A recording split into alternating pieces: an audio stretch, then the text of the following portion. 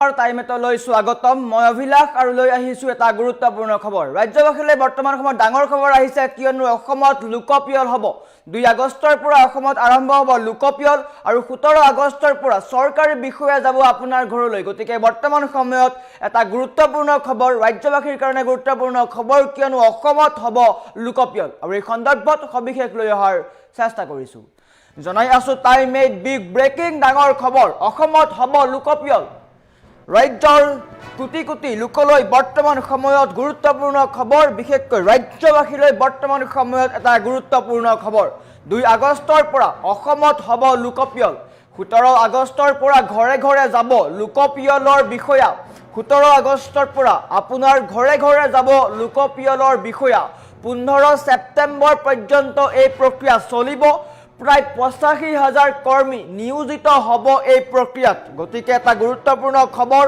ৰাজ্যবাসীলৈ এটা গুৰুত্বপূৰ্ণ খবৰ আহিছে লোকপিয়ল সন্দৰ্ভত জুনত আৰম্ভ হ'ব গণনাকাৰী বিষয়াৰ প্ৰশিক্ষণ আৰু এই কথা জনাইছে ৰাজ্যিক লোকপিয়ল সঞ্চালক বিশ্বজিৎ পেগুৱে জুনৰ পৰা লোকপিয়লৰ যিসমূহ চৰকাৰী বিষয়া থাকিব তেওঁলোকক প্ৰশিক্ষণ দিয়া হ'ব আৰু 17 ছেপ্টেম্বৰৰ পৰা ঘৰে ঘৰে যাব চৰকাৰী বিষয়া আপোনাৰ ঘৰে ঘৰে যাব চৰকাৰী বিষয়া এটা গুৰুত্বপূৰ্ণ খবৰ ৰাজ্যবাসীৰ কাৰণে এটা গুৰুত্বপূৰ্ণ খবৰ অসমত লোকপিয়ল হ'ব 2011 চনৰ পিছত এইবাৰ 2026 বৰ্ষত অসমত লোকপিয়ল হ'ব আগষ্টৰ পৰা আপোনাৰ ঘৰলৈ যাব চৰকাৰী বিষয়া 17 আগষ্টৰ পৰা আপোনাৰ ঘৰলৈ যাব লোকপিয়লৰ বিষয়া আৰু আপোনাৰ ঘৰত গৈ তথ্য সংগ্ৰহ কৰিব সকলো তথ্য সাজু কৰি ৰাখক কিয়নো 17 ছেপ্টেম্বৰৰ পৰা চৰকাৰী বিষয়া যাব আপোনাৰ ঘৰলৈ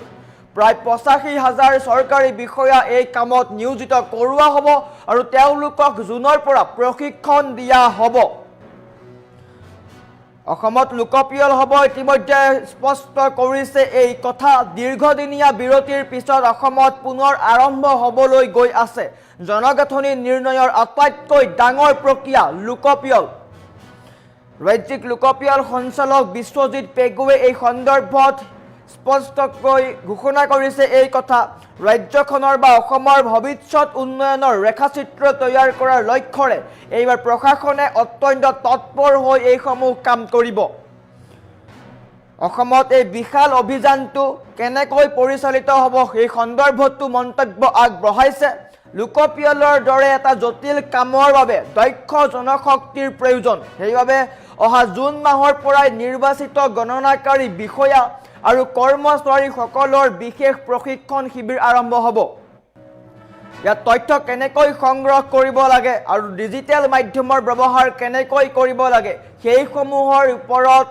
প্ৰশিক্ষণ দিয়া হ'ব আগষ্টৰ 2 তাৰিখৰ পৰা ৰাজ্যজুৰি লোকপিয়লৰ প্ৰক্ৰিয়া আনুষ্ঠানিকভাৱে আৰম্ভ কৰা হ'ব আৰু এইটোৱে হ'ব আটাইতকৈ গুৰুত্বপূৰ্ণ সময় 17 ছেপ্টেম্বৰ 17 আগষ্টৰ পৰা চৰকাৰী বিষয়াসকলে প্ৰত্যেকটো পৰিয়ালৰ দুৱাৰে দুৱাৰে গৈ তথ্য সংগ্ৰহ কৰিব 15 ছেপ্টেম্বৰৰ ভিতৰত এই ঘৰে ঘৰে যোৱা অভিযান সম্পূৰ্ণ কৰাৰ লক্ষ্য স্থিৰ কৰা হৈছে অৰ্থাৎ 17 আগষ্টৰ পৰা 15 ছেপ্টেম্বৰৰ ভিতৰত প্ৰত্যেকৰে ঘৰলৈ চৰকাৰী বিষয়া যাব বা লোকপিয়লৰ বিষয়া যাব আৰু এই সময়ৰ ভিতৰতে এই কেইটা দিনৰ ভিতৰতেই সকলো তথ্য সংগ্ৰহ কৰা হ'ব প্ৰায় ৮৫,০০০ কৰ্মীৰ বিশাল বাহিনী এই প্ৰক্ৰিয়াটোত নিয়াৰিকৈ সম্পাদন কৰোৱা হ'ব ইয়াৰ ভিতৰত শিক্ষক চৰকাৰী কৰ্মচাৰী বিশেষভাৱে প্ৰশিক্ষিত স্বেচ্ছাসেৱক থাকিব ৰাজ্যৰ প্ৰতিটো চুক কোণ সামৰি ল'বলৈ এই বিশাল বাহিনীটোৱে কাম কৰিব আৰু জুনৰ পৰা তেওঁলোকক প্ৰশিক্ষণ দিয়া হ'ব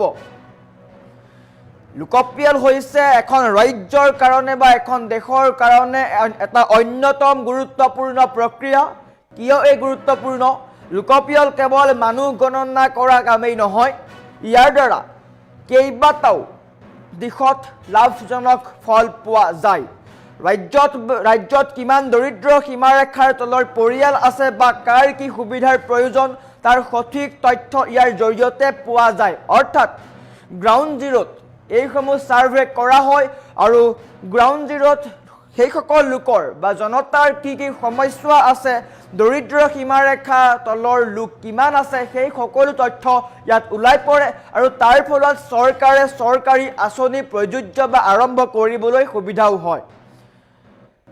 আনহাতে নতুন স্কুল, হাস্পতাল বা পথ নিৰ্মাণৰ পৰিকল্পনা কৰোঁতে লোকপিয়লৰ তথ্যই প্ৰধান ভিত্তি হিচাপে কাম কৰে। যদি আপোনাৰ গাঁৱত বৰ্তমান সময়তো যদি এখন স্কুল নাই, হাস্পতাল নাই, তেন্তে লোকপিয়লৰ জৰিয়তে তাক ছাৰ্ভে কৰা হয় আৰু সেই ছাৰ্ভেৰ জৰিয়তে চৰকাৰে সেই গাঁওখন বা সেই অঞ্চলটোলৈ কি প্ৰয়োজন হয় সেইসমূহৰ ওপৰত উমান পায় আৰু চৰকাৰী সুবিধা আগবঢ়ায়। সমষ্টি নিৰ্ধাৰণৰ পৰা আৰম্ভ কৰি চৰকাৰী সাহায্য বিতৰণলৈকে সকলোতে এই তথ্যৰ প্ৰয়োজন হয়। গতিকে লোকপিয়ল হৈছে এটা অন্যতম গুৰুত্বপূৰ্ণ প্ৰক্ৰিয়া। 2011 চনত হৈছিলে আৰু এইবাৰ 2024 হ'ব লোকপিয়ল। অসমৰ দৰে এখন বৈচিত্ৰ্যপূৰ্ণ ৰাজ্যত লোকপিয়লৰ প্ৰক্ৰিয়াটো অতিশয় সংবেদনশীলো হয় আৰু অতি গুৰুত্বপূৰ্ণ। আগষ্ট মাহৰ পৰা হ'বলগীয়া এই অভিযানে ৰাজ্যখনৰ জনগাঁথনি আৰু আৰ্থ সামাজিক স্থিতিৰ এক স্বচ্ছ ছবি দাঙি ধৰিব বুলি আশা কৰা হৈছে। ইতিমধ্যে অসমৰ প্ৰায়সমূহ ঠাইত চৰকাৰী উন্নয়নমূলক কাম হৈছে, সকলোৱে সুবিধা লাভ কৰিছে। চৰকাৰী আঁচনিৰ পৰা আৰম্ভ কৰি চৰকাৰী চাকৰি পৰ্যন্ত সকলোৱে এইসমূহ সুবিধা লাভ কৰিছে। গতিকে লোকপিয়ল হৈছে কেৱল মাত্ৰ জনসংখ্যা বা জনগাঁথনি নিৰ্ণয় নহয়, এখন ৰাজ্যৰ প্ৰত্যেকখন জিলাৰ প্ৰত্যেকটো সমষ্টিৰ প্ৰত্যেকখন গাঁৱৰ প্ৰতিটো চুকৰ পৰা সকলো সমস্যা কি প্ৰয়োজন সেই সকলোবিলাক চৰকাৰৰ ওচৰলৈ লৈ অনাটো সহায় কৰে।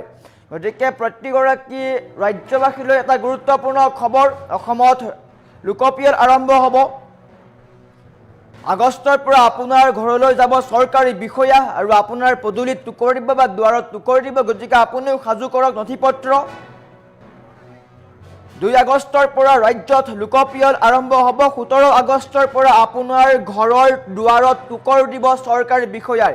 যিসমূহ তথ্য লাগে, যিসমূহ ডাটা তেওঁলোকক লাগে, সেই সকলো ডাটা তেওঁলোকে সংগ্ৰহ কৰিব। তাৰ ভিত্তিতেই লোকপিয়ল হ'ব। 2011 চনত লোকপিয়ল হৈছিলে আৰু এইবাৰ 2024 বৰ্ষত লোকপিয়ল হ'ব। গতিকে সাজু হওক, আগষ্ট মাহৰ পৰা লোকপিয়ল হ'ব অসমত। 2 আগষ্টৰ পৰা ৰাজ্যত লোকপিয়ল হ'ব আৰু এই 17 আগষ্টৰ পৰা আৰম্ভ কৰি 15 ছেপ্টেম্বৰ প্ৰায় এমাহ সময়জোৰা, এই এমাহৰ ভিতৰতেই প্ৰায় 85,000 চৰকাৰী বিষয়া ৰাজ্যৰ প্ৰতিটো চুকে কোণে যাব আৰু ৰাজ্যৰ বা জনতাৰ পৰা সংগ্ৰহ কৰিব তথ্য, সকলো ডাটা তেওঁলোকে ল'ব। আধাৰ কাৰ্ডৰ পৰা আৰম্ভ কৰি ভোটাৰ কাৰ্ড, স্থায়ী ঠিকনা সকলো তেওঁলোকে সংগ্ৰহ কৰিব আৰু অসমত লোকপিয়ল হ'ব। আৰু লোকপিয়লৰ ফলত ৰাজ্যৰ জনসাধাৰণৰ উন্নয়ন হ'ব। আগষ্টৰ পৰা আপোনাৰ ঘৰলৈ যাব চৰকাৰী বিষয়া। ৰাজ্যবাসীৰ কাৰণে এক গুৰুত্বপূৰ্ণ খবৰ। দীৰ্ঘদিনীয়া অপেক্ষাৰ অন্ত পেলাই অসমত আৰম্ভ হ'বলৈ গৈ আছে লোকপিয়লৰ প্ৰক্ৰিয়া। এই সন্দৰ্ভত ৰাজ্যিক লোকপিয়ল সঞ্চালক বিশ্বজিৎ পেগুৱে গুৰুত্বপূৰ্ণ ঘোষণা কৰিছে।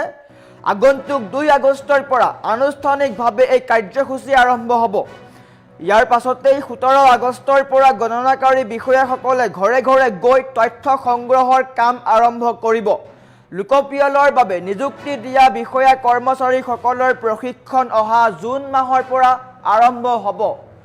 আগষ্ট মাহৰ পৰা লোকপিয়লৰ কাৰণে গণনা আৰম্ভ হ'ব আৰু জুন মাহত যিসকল চৰকাৰী কৰ্মচাৰীয়ে লোকপিয়লত অংশগ্ৰহণ কৰিব বা তেওঁলোকক নিয়োজিত কৰোৱা হ'ব, তেওঁলোকক প্ৰশিক্ষণ দিয়া হ'ব। সেয়া লাগিলে ডিজিটেল মাধ্যমৰ জৰিয়তেই হওক বা কেনেকৈ তথ্য সংগ্ৰহ কৰিব লাগে, সকলো সন্দৰ্ভত প্ৰশিক্ষণ দিয়া হ'ব। কিয়নো নিয়াৰিকৈ বা নিকাকৈ এই লোকপিয়ল হ'ব বুলি সকলোৱে আশা কৰিছে আৰু প্ৰশাসনেও এই ক্ষেত্ৰত অত্যধিক গুৰুত্ব দিয়া পৰিলক্ষিত হৈছে। 17 আগষ্টৰ পৰা ঘৰে ঘৰে যাব চৰকাৰী বিষয়া। 17 আগষ্টৰ পৰা আপোনাৰ ঘৰে ঘৰে যাব চৰকাৰী বিষয়া আৰু আপোনাৰ পদূলিত গৈ আপোনাৰ পৰিয়ালৰ তথ্য সংগ্ৰহ কৰিব। সকলো তথ্য সাজু কৰি ৰাখক, কিয়নো সকলো তথ্য গুৰুত্বপূৰ্ণ। এই বৃহৎ কাৰ্যসূচী সুচাৰুৰূপে পৰিচালনা কৰিবলৈ ৰাজ্য চৰকাৰে বা প্ৰশাসনে প্ৰায় 85,000 কৰ্মীক নিয়োজিত কৰিব। গাঁৱে ভূঞে, চহৰে নগৰে প্ৰতিটো পৰিয়ালৰ সঠিক তথ্য লিপিবদ্ধ কৰিবলৈ বিশাল বাহিনী সাজু কৰা হৈছে। ৰাজ্যিক লোকপিয়ল সঞ্চালক বিশ্বজিৎ পেগুৱে জনসাধাৰণক এই প্ৰক্ৰিয়াত সম্পূৰ্ণ সহযোগিতা আগবঢ়াবলৈ আৰু সঠিক তথ্য প্ৰদান কৰিবলৈ আহ্বান জনাইছে। গতিকে আপুনি সঠিক তথ্য লোকপিয়লৰ যিসমূহ অফিচাৰ যাব বা বিষয়া যাব তেওঁলোকক দিব, যাৰ ফলত আপোনাৰ লগতে সমগ্ৰ ৰাজ্যবাসীয়ে এক সকাহ পাব। কিয়নো লোকপিয়ল হ'ব, লোকপিয়লৰ ফলত গাঁৱে ভূঞে যিসমূহ অঞ্চল বৰ্তমানো পিছ পৰি আছে সেইসমূহ অঞ্চলো কিন্তু চৰকাৰে ঢুকি পাব বা চৰকাৰী আঁচনিয়ে ঢুকি পাব। গতিকে এটা গুৰুত্বপূৰ্ণ খবৰ, আগষ্টৰ পৰা অসমত লোকপিয়ল হ'ব। ইতিমধ্যে সকলো সাজু হৈছে। জুনৰ পৰা প্ৰশিক্ষণ দিয়া আৰম্ভ হ'ব আৰু 2 আগষ্টৰ পৰা অসমত আৰম্ভ হ'ব লোকপিয়ল আৰু 17 আগষ্টৰ পৰা আৰম্ভ কৰি 15 ছেপ্টেম্বৰ পৰ্যন্ত এই প্ৰক্ৰিয়া বা এই তথ্য সংগ্ৰহৰ প্ৰক্ৰিয়া চলি থাকিব। আৰু এই এমাহজোৰা সময়ৰ ভিতৰত চৰকাৰী বিষয়া যি 85,000 চৰকাৰী বিষয়াই এই কামত নিয়োজিত কৰোৱা হ'ব, তেওঁলোকে ৰাজ্যৰ প্ৰতিটো চুকে কোণে গৈ তথ্য সংগ্ৰহ কৰিব।